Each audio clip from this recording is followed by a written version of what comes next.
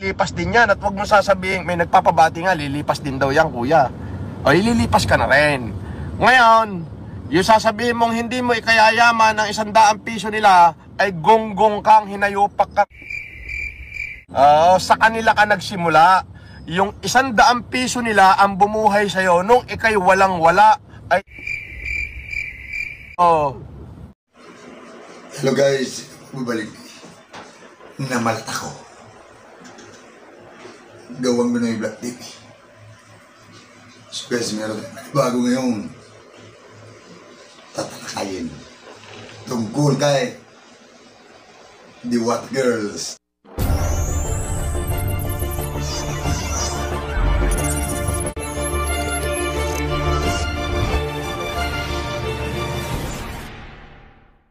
Alam mo guys, namalat ako.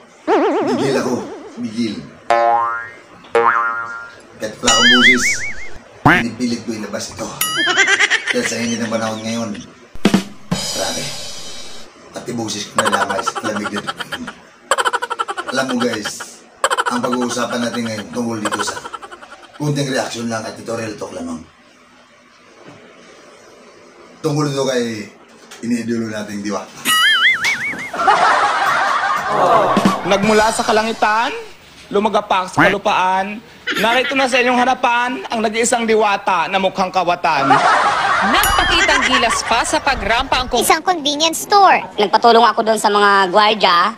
So, naasisan kami. Ay, itong friend ko naman din tumulong sa akin. Kaya nahuli siya. Sa babagay kayo sa kulungan kasi mga kriminal kayo. Yon. Tingnan mo ginawa mo sa akin. Ang ganda-ganda na mukha ko, sinira mo. Maharap naman sa reklamong attempted homicide si Montel, habang illegal possession of bladed weapon naman ang kaharapin ni Lucas. Von Aquino, GMA News. Ito siya. Ito ba yung dating sikat daw sa si dating vlogger Samar. Alam mo kung anong channel yan ito? Ha? Maya, sabihin sa inyo, yung channel nito kumita ng 1.7 million views. Unahin mo na natin si Diwata. Kasi may katabi ako na yung katdaw. Si Palkulit. Guys, si Diwata. Lika. Diwata si daw. Naging masungit na. Ang aga-aga baka siyansihin ko yung gilagid mo dyan. Bakit? Pwede ba ilayo mo sa akin to? Ayoko makita ito. Maita ulo ko. Kasi alam mo yun, pag nag-vlog doon gaya Diwata, pag lumalapit niya sa kanya, pag medyo hindi kanya type, wala. Parang yung sinabing kanya na wala kayong kwenta-kwenta. Pero yan lang ang alam ko Pero no! Pero mabait naman si Diwata eh. Yung pumunta ako doon sa Paris ni Diwata, nag-vlog ako doon, napasimple lang ako dahil nahiya ako. Hindi ako naghawak ng stand, kamay lang, balikot. Sinimplihan ko lang kuha si Diwata. Kasi alam ko na hindi mo talaga siya malapitan. Dahil baka maengkanto kami. Alam mo mga guys, Diwata, mahilig sa sando na itim eh. Ako naman, mahilig sa sando na puti. Alam mo guys, hindi naman natin inaano na sa Diwata, ay suplado na ako, suplado. Pwede na! Paborito lang yan. Nerved up kasi yan sa Batang Quiapo eh.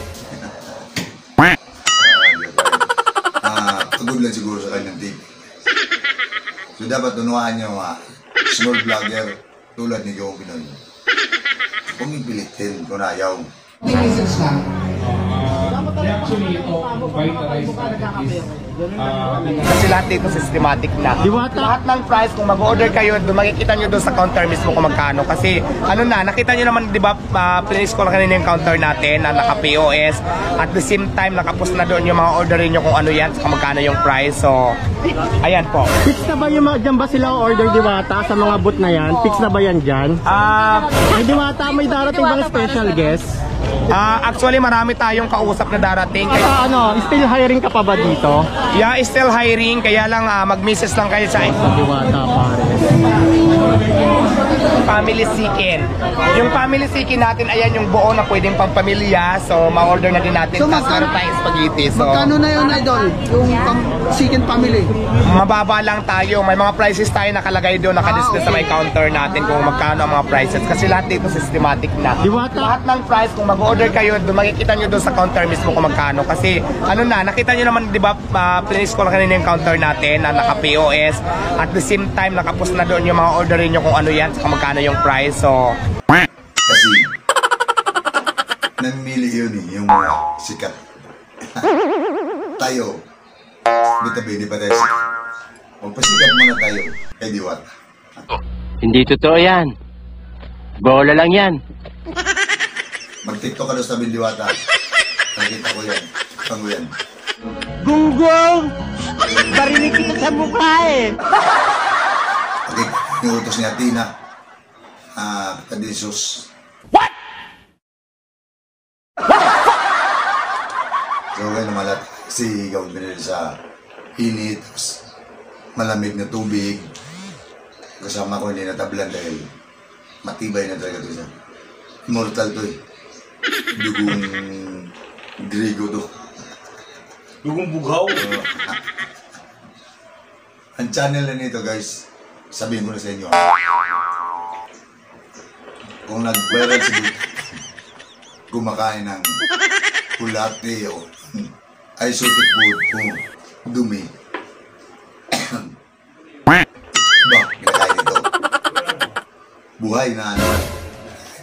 Kinakain nito. Hindi niya napakita sa video dahil wala siyang kamera. Yan ang 1.7 million sa ibang nagbibidyo. Siya itong kumain ng ano, buhay na baboy. Wala ko siya hindi. Siya si Boy Baboy. Siya baboy. Tiga itsura niya. Ayan. Siyempre lang yung ngiti. Ito, pinag-ulan sa yan. Balugan. Alam niyo guys, yung nagbaha doon, siya lang natira. Sumuko. Guys, ito kunti lang. Ano? Kunti laman natin itong... Ayun! Hi! Hello guys! Pwede ba ilayo mo sa akin to? Ayoko makita ito. Maita ulo ko. Sana! Magkita-kita tayo muli. Alam mo naman ang pinakagwapo ka sa lahat ng barangay. Pogi yan, bro. May Diwata kayo. May Diwata kami rito. Minuno.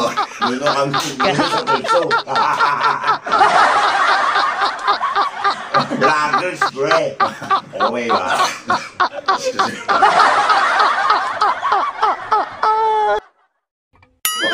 Bye to get oras. Bang! Guys, dito kami ngayon sa... Ay, bye-bye! Sual Pangasinan. Dito kami na destino, no? May ginagawa. Barko dito. So, napakita namin si Diwata. Nakita namin. Tayo ang naglagay sa kanila kung saan sila nakapwesto ngayon. Pagkatapos wala rin tayong karapatang subita kung ano yung nakita natin na hindi magandang trato niya sa atin, especially if you're not being treated equally. Mantalang ako, magbitaw lang ako ng isang pagmumura sa kanya, and then, wow! Everybody is against me. The whole world is against me. Rose Marta nagsalita na sa mga pahayag ng dating singer at actress na si Mystica patungkol sa panggagamit ni Rose Marta Diwata. Kung isipin nyo na content lang yun or what, wala akong pakialam. Basta sabi ko nga, kung peke ang pagbibigay ko ng 1M kay Diwata, mag-LBM ako ng 1 taon. Pero kung totoo, mag-LBM ka ng 10 taon. So, saan napunta yung 1 million? Ibinalik ba?